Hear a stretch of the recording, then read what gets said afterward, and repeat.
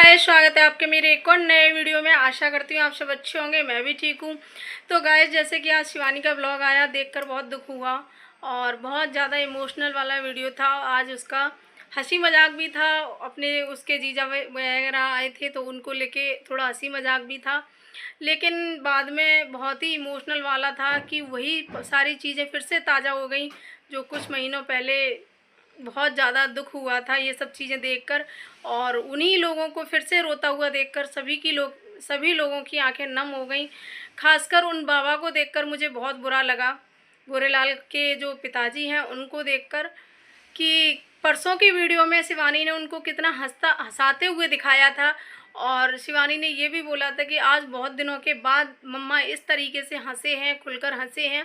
लेकिन उन्हीं मम्मा को आज रोता हुआ देखकर कहीं ना कहीं बहुत बुरा लगा, बहुत बुरा लगा भाई, कि आंखें नम हो गई। फिर से वही चीज़ें ताज़ा हो गई कि जिस घर के दो बच्चे चले गए थे भाई, उन लोगों पर तो बहुत क्या गुजर रही होगी वही जानते होंगे, वही समझ सकते हैं।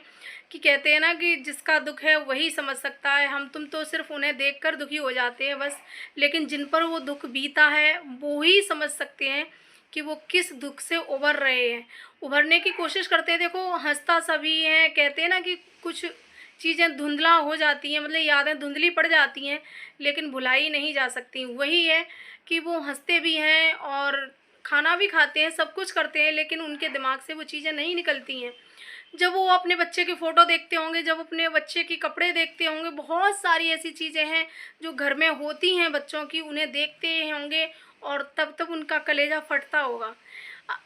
अक्सर करके माँ का कलेजा भाई, क्योंकि माँ के दो दो बच्चे गए हैं एक साथ, तो उस माँ पर क्या बीतती होगी वो माँ ही एक समझ सकती है, हम तुम नहीं समझ सकते हैं।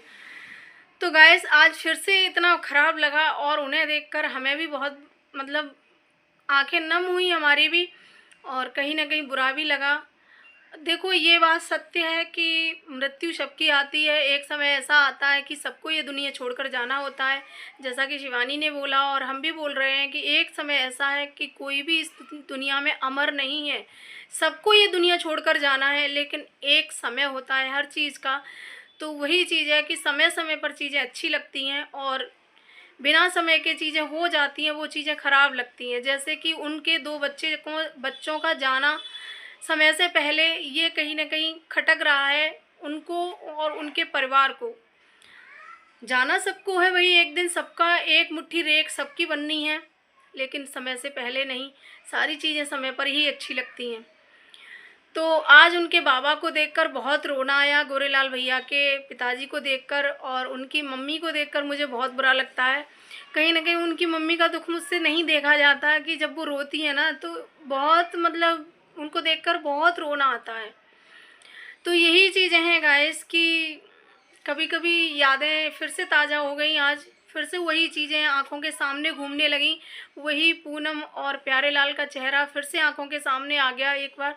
क्योंकि देखो, हम लोग तो थोड़ा थोड़ा भूल भी गए थे उन लोगों को, लेकिन जब जब शिवानी उनको अपने ब्लॉग में दिखाती है तभी हम लोग याद करते हैं, और बाकी की, लेकिन वो लोग तो हर समय अपने बच्चे को याद करते होंगे, हर तीज त्योहार पर याद करते होंगे। समझ सकते हैं कि उनका दुख क्या है। तो गाइस, गुटका भौजी का चैनल फिर से नहीं दिखाई दे रहा है। आखिर फिर ऐसा क्या हुआ गुटका भौजी के चैनल पर कि फिर से रिमूव हो गया, क्या फिर से हाइड कर दिया, क्या हुआ आखिर में? आखिर फिर से उन्होंने कोई ऐसी गलती की है जिसकी वजह से चैनल फिर से रिमूव कर दिया गया यूट्यूब की तरफ से? तो गाइस, जैसे कि आप लोगों ने देखा था पहले, कुछ 2-3 दिन पहले उनका चैनल रिमूव हो गया था यूट्यूब की तरफ से। उन्होंने जो चूहे वाला वीडियो डाला था, रीज़न उन्होंने यही बताया था और हम लोगों ने भी आशंका यही जताई थी कि हो ना हो यही कारण होगा, और वही कारण निकला। तो उनका चैनल यूट्यूब की तरफ से हाइड कर दिया गया था, मतलब रिमूव कर दिया गया था यूट्यूब की तरफ से। लेकिन फिर से ऐसा क्या हुआ? क्या फिर से उन्होंने कोई ऐसी गलती कर दी? हमने सुबह उनका वीडियो देखा था, उसमें कोई गलती नहीं थी भाई कहीं भी, क्योंकि जब वो चैनल अच्छा खासा आ रहा था, लेकिन फिर से ऐसा क्या हुआ कि वो फिर से चैनल नहीं आ रहा है। अब आप कहोगे कि तुम्हें कैसे पता? भाई, मैंने फिर से वीडियो बनाने के लिए जब जाते हैं तो हम कुछ पॉइंट भूल जाते हैं वीडियो के, तो फिर हमने दोबारा से सर्च किया, क्योंकि उनके जो चैनल पर पहले मैंने देखा था कुछ रिएक्शन वालों के लिए बोला गया था, तो मैंने सोचा शायद मैंने ठीक से नहीं सुन पाया होगा उन्होंने किस रिएक्शन वाले के लिए क्या बोला है, तो इसलिए मैंने दोबारा से सर्च किया वो चैनल, तो वो सर्च में नहीं आ रहा था, वो चैनल गायब था यूट्यूब से। अब भैया क्या रीज़न है, किस वजह से वो गायब हुआ है, ये तो भौजी ही बताएंगी। इंस्टाग्राम पर भी कोई भी उन्होंने अपडेट नहीं दी है, जैसे पहले कोई अपडेट नहीं दी थी उसी तरह से फिर से कोई अपडेट नहीं दी है, तो हो सकता है फिर से उसी तरह से यूट्यूब की तरफ से रिमूव किया गया होगा और कुछ समय दिया गया होगा कि इतने घंटे बाद या इतने समय बाद चैनल वापस आ जाएगा, तो हो सकता है उनका चैनल फिर से वापस आ जाए, ऐसा कुछ हुआ होगा। हम तो सिर्फ आशंका जता रहे हैं, लेकिन भौजी ने कहीं कोई अपडेट नहीं दी है। जो उन्होंने नया चैनल बनाया था उस पर भी कोई वीडियो या कोई शॉर्ट वीडियो उन्होंने नहीं डाला है अभी तक।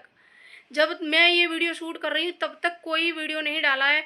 इसके बाद अगर उनका कोई वीडियो आता है तो मैं शॉर्ट वीडियो के माध्यम से आपको बताऊँगी कि आखिर उनके चैनल को क्या हुआ है। तो मुझे लगता है कि उन्होंने फिर से ऐसी कोई गलती की है, या उसी वीडियो की वजह से जो उन्होंने पहले चूहे वाली वीडियो डाली थी उसी वजह से फिर से रिमूव कर दिया गया है उनका चैनल।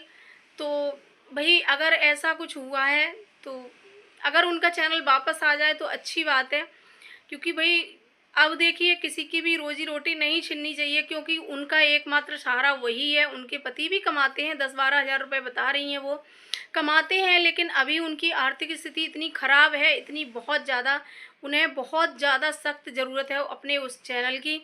तो भाई अब उनका चैनल नहीं जाना चाहिए। और देखिए एक चैनल, कहते हैं ना कि शिवानी ने भी एक बार कहा था कि चैनल बनाना बहुत आसान है, लेकिन चैनल को चलाना बहुत मुश्किल है। चैनल को भी एक बच्चे की तरह पालना पड़ता है, बच्चे की तरह उसका ख्याल रखना पड़ता है, हर छोटी छोटी चीज़ों का ध्यान रखना पड़ता है, हर एक कोई हमसे गलती ना हो जाए, क्योंकि एक गलती की वजह से तुरंत पूरा हमारी सारी मेहनत ख़राब हो जाती है, सारी मेहनत पर पानी फिर जाता है।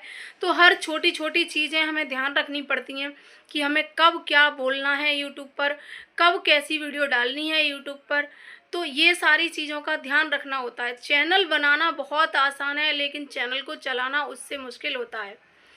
तो ये चीज़ सही है, बिल्कुल हकीकत है ये। और अरियारी वाले यही चीज़ें नहीं जानते हैं।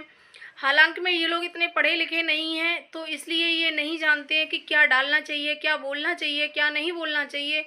और भौजी इस टाइम पर कुछ उन्हें आया ना हो, भले ही नहीं आया हो डालना या कुछ भी, लेकिन वो इतना उन्हें ज़रूर आ गया है कि वो अब सभी से सभ्यता से बात बहुत अच्छे से करती हैं, किसी से भी उल्टा सीधा नहीं बोलती हैं। हर रिएक्शन वाली को दीदी, बेटी और बेटा कहकर ही बात करती हैं। तो ये चीज़ें हमें कहीं ना कहीं उनकी बहुत अच्छी लग रही हैं इस टाइम पर, कि वो सभी से बहुत प्यार से, बहुत अच्छे से बात करती हैं। अगर वो किसी को जवाब भी देती हैं तो बड़े ही प्यार से देती हैं। तो यही चाहिए भाई, क्योंकि कहते हैं ना कि रिएक्शन वालों ने उनको बहुत अच्छे से सुधार दिया है, तो ये सुधार है उनके अंदर। और बाकी के रिएक्शन, वो कहते रिएक्शन नहीं, सॉरी, अरियारी के ब्लॉगर के अंदर यही चीज़ें होनी चाहिए। कुछ ब्लॉगर हैं जो इतना गंदा कंटेंट दिखा रहे हैं, वो कभी नहीं सुधरेंगे भाई।